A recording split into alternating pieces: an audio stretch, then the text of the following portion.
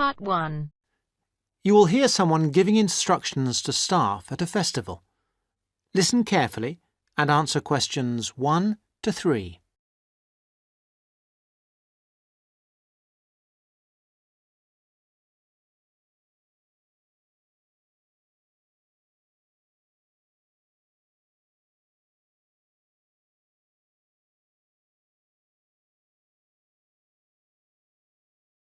Listen carefully and answer questions 1 to 3.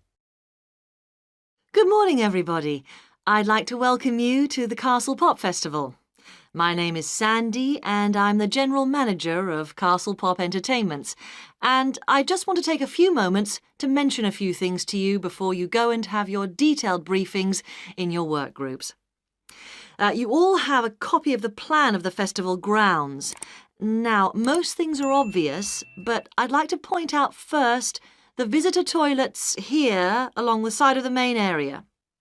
Kindly do not use these yourselves. Your own facilities, the staff toilets, are beside the breakfast tent. Also, there are public telephones behind the stage. I mention these two things because they are places that visitors often ask for. For yourselves, one of the most important places is the staff meeting point.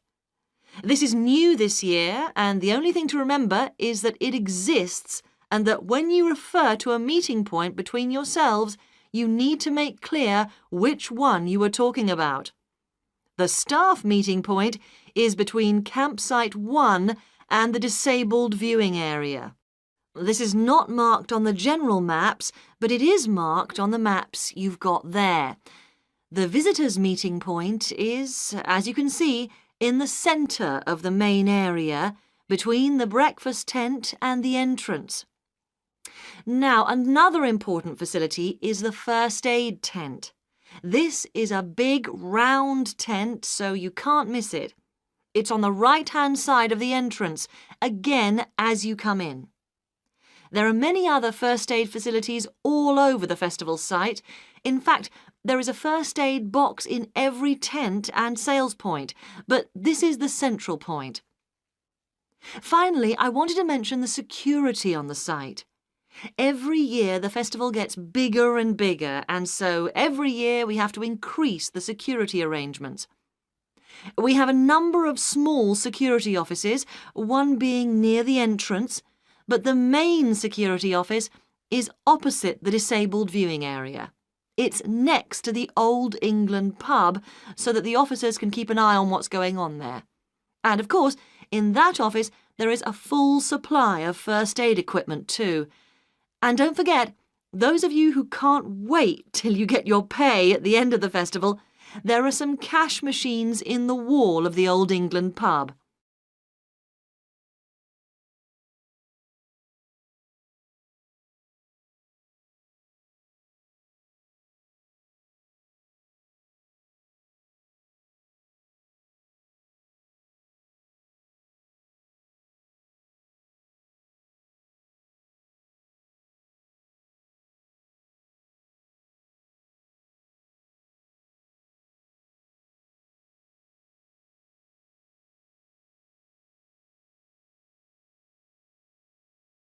Now answer questions 4 to 10.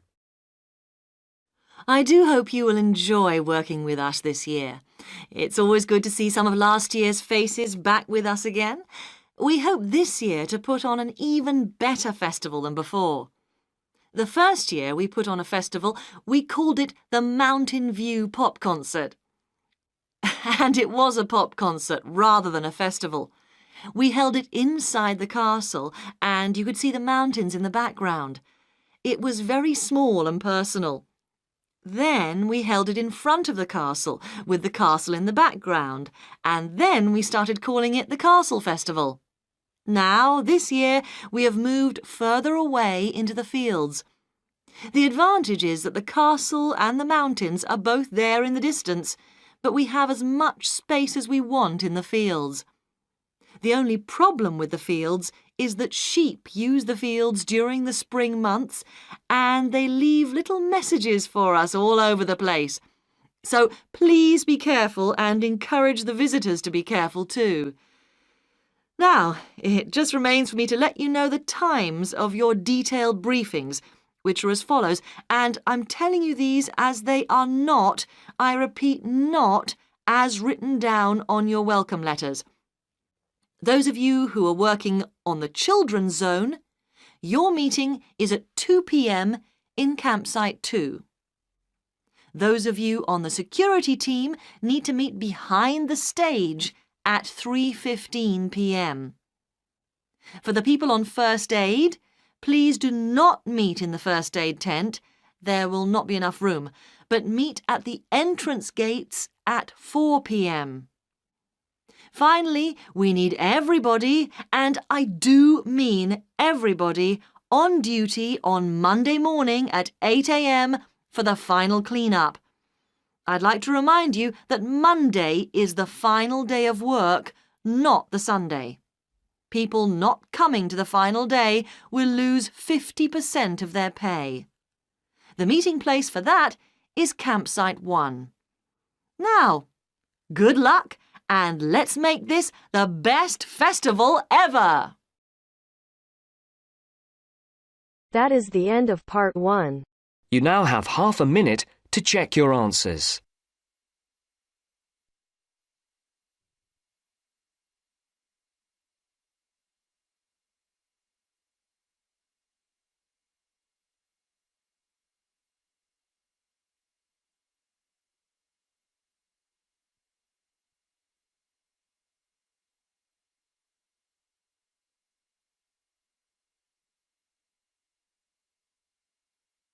Now turns to part 2. Part 2. You will hear a tour guide welcoming a group of visitors to the British Library and telling them about the library and what they will see there. First, you have some time to look at questions 11 to 15.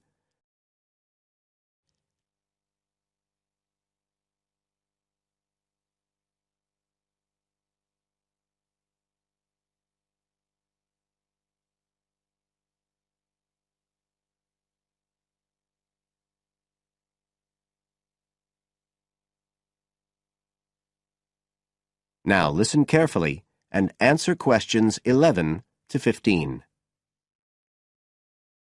Good afternoon, ladies and gentlemen, and welcome to your very own tour of the British Library on this lovely afternoon. My name is Tony Walters, and I'm your guide for today. Could I please see your tickets for the guided tour?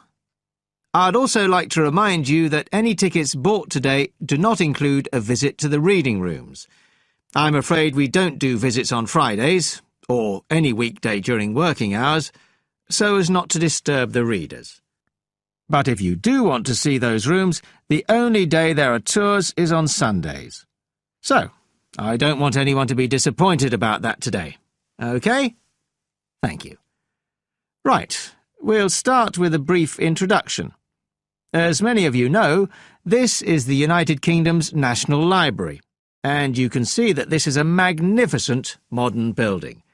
It was first designed by Sir Colin St. John Wilson in 1977, and inaugurated by Her Majesty the Queen more than 20 years later in 1998.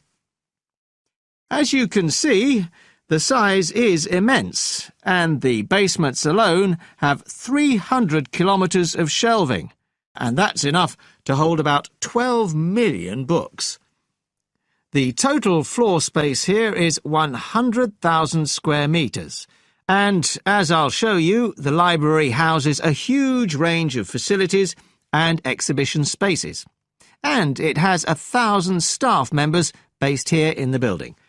So, you can appreciate the scale of our operation. In fact, this was the biggest publicly funded building constructed in the United Kingdom last century. It is still funded by the government as a national institution, of course, and it houses one of the most important collections in the world. The different items come from every continent and span almost 3,000 years. The library isn't a public library, though. You can't just come in and join and borrow any of the books. Access to the collections is limited to those involved in carrying out research. So it's really a huge reference library for that purpose, and anyone who wants to consult any materials that are kept here can formally apply to use the library reading rooms. You now have some time to look at questions 16 to 20.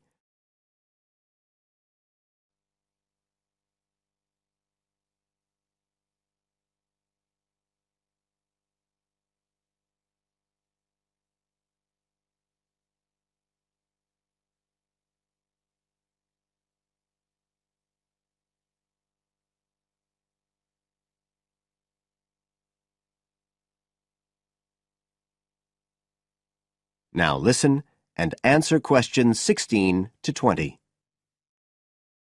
Right, well, here we are, standing at the meeting point on the lower ground floor, just to the right of the main entrance.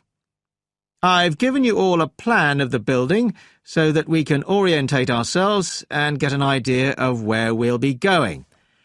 Now, outside the main entrance, you'll see the wide piazza with the stunning sculpture of Newton.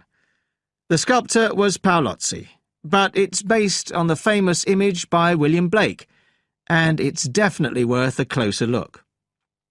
On the other side of the piazza from the statue is the conference centre, which is used for all kinds of international conventions.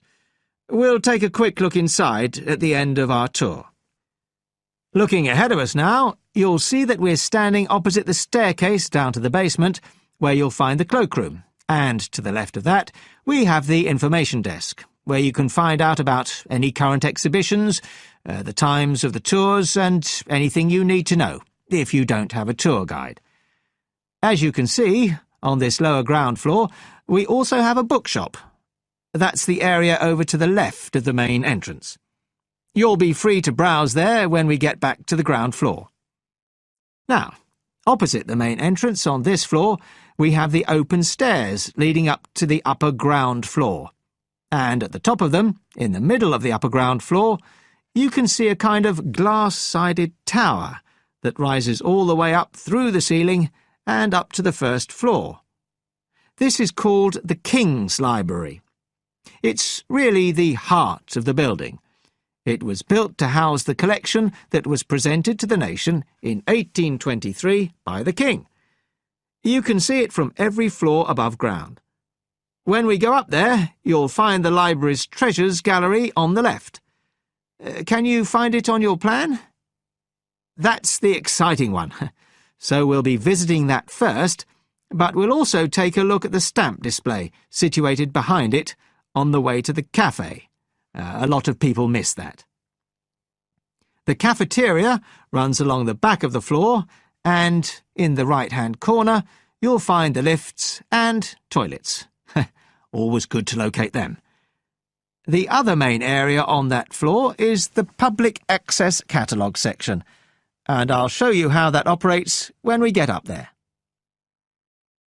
That is the end of part 2. You now have half a minute to check your answers.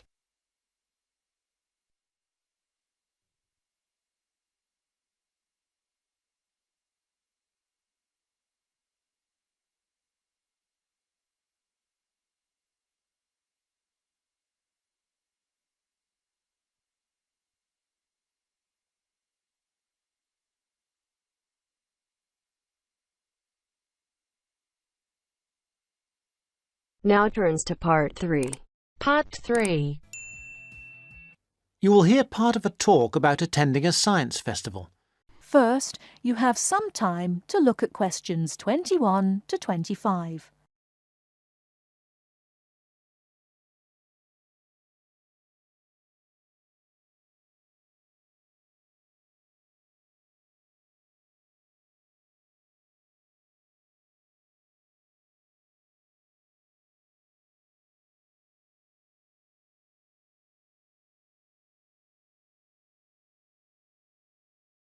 Now, listen carefully and answer questions 21 to 25. Now, I think nearly all of you have received confirmation of your school placements for next term, and as part of your activities, we will be asking you to take responsibility for promoting a school visit to the Dorchester Science Festival. Of course, the head of science at your school will be aware of the festival and should have all the details of it, but all the heads of science at your schools will be looking to you to be the main organiser and motivator of a visit to the festival. They'll give you the documents you need. We hope that you will motivate pupils at your schools to take an interest in the festival. It runs for 3 days. There are day tickets and special 3-day tickets, and schools have the extra option of a 2-day ticket. We hope you will encourage your pupils to visit it on 1 or 2 days. But most important of all, we hope you will use the festival to generate a lively interest in science that will last all year round and provide the school with a lasting benefit. This will, with luck, lead to improved examination results in science subjects. And let's not forget, we hope your pupils will have a lot of fun too. Needless to say, your performance in achieving these aims will count towards your final exam grade at the end of the year. Now, let me just say a few words on why a science festival. Science is part of our everyday world in a way that is different now from before. Of course, we're used to having the benefit of scientific inventions. We are used to the aeroplane, the motor car, the space rocket, and so on. But now we live in a truly scientific age, which means one where inventions and improvements are matters of routine rather than occasional and unusual events. We have become a really scientific society. Yet we find that we are failing to interest and enthuse the young in this. Fewer young people are choosing to study science at school after the age of 16, and even fewer at university. As a result, we have fewer teachers coming into schools to teach science. And many science teachers are not teaching their specialism. For example, I know of several cases where maths is being taught by biologists and chemistry is being taught by physicists. We urgently need another 3,000 science teachers in England at least. That's why we look to you, the science teachers who are starting off your careers, to inject enthusiasm and wonder into the study of science, and we hope the Dorchester Festival will help you to do this. Before you hear the rest of the talk, you have some time to look at questions 26 to 30.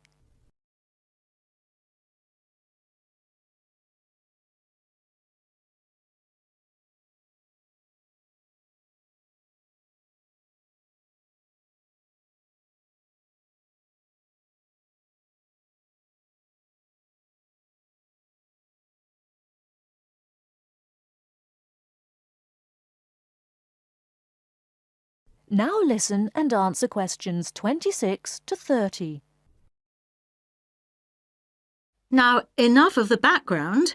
What about the festival? There are 3 main venues where the festival events take place. These are the Millennium Library, the Town Hall, not the Town Hall itself but the Town Hall Conference Centre, and the Dorchester Theatre. Now, when you are planning your visits, remember that many of the activities for younger pupils will be at the Millennium Library, and the secondary school pupils may find more to interest them in the Conference Centre. Now, just so that you have some immediate information, I'd like to mention a few of the events that are taking place this year. One event of special interest to people living in this area is called Waterworld. This is a clay model of the southeast of England, and the presenters show you the effects of rising sea levels as a result of climate change. They ask the audience to select the rise in sea level, for example 20 or 40 or 60 centimetres, and the model shows the places that would be flooded as a result. Watch out for your town. Does it sink or does it swim? Transport 2050 is about transport options for our towns in the future. A number of experts will introduce the topic, and then everyone at the event will have a chance to speak and give their views. Science in a Suitcase is a comedy act by two scientists who do crazy experiments and sing songs and play the clown to large audiences every afternoon. I'm particularly looking forward to that one, which should be entertaining. Ropes and Hangings is an interactive event which will be of interest to young people, in which, after experimenting with ropes and bricks, they build a real suspension bridge. That kind of hands-on activity is always really popular. And, appealing to a different audience, there is Paper and Time, in which some experts will be showing us the techniques they use for the conservation of ancient books and manuscripts. This will obviously not be for everybody, but it should be interesting just to see how they do it. Now, let's move on to tickets and transport to the festival. That is the end of part 3. You now have half a minute to check your answers.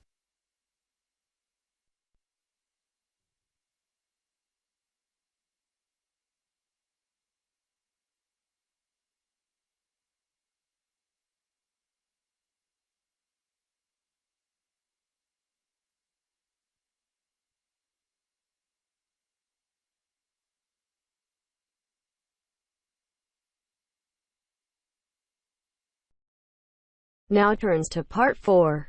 Part 4. You will hear a talk about chocolate. As you listen, complete the notes below by writing no more than 3 words in the spaces numbered 31 to 38 and circle the appropriate letter for questions 39 to 40. First, you will have 30 seconds to look at this section.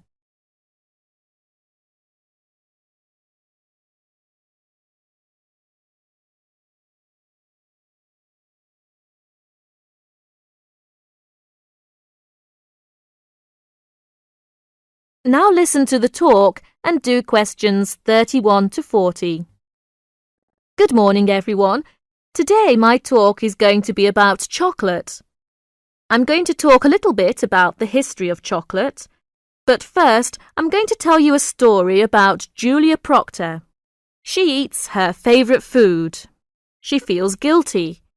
She knows that chocolate has a lot of fat and sugar, but Julia says she is addicted to chocolate, and once she starts eating it, she can't stop. Julia isn't the only one who is addicted to chocolate.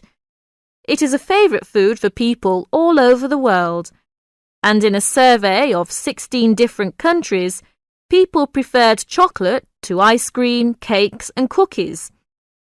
In the United States, chocolate is a $10 billion industry. For Valentine's Day, for example, people spend over $400 million on chocolate. The idea of eating chocolate didn't begin until the 19th century. Before that, people drank chocolate. The custom began in Central America, where the Aztecs drank bowls of chocolate to stay alert. When the liquid chocolate was brought to Spain in the 1500s, people thought it was medicine because it tasted bitter like other medicines. In fact, the people who made chocolate into drinks were either druggists or doctors. Then people discovered that mixing chocolate with sugar made a wonderful drink. King Ferdinand of Spain loved this drink so much that he put out an order. Anyone who talked about chocolate outside the court would be killed. So, for about 100 years, chocolate was a secret in Spain. But finally, people found out about chocolate, and it became a popular drink throughout Europe. In the 1800s, a British chocolate maker discovered a way to make chocolate smooth and velvety. Then the Swiss added milk to the chocolate. Today, most Americans prefer milk chocolate, while most Europeans prefer dark chocolate.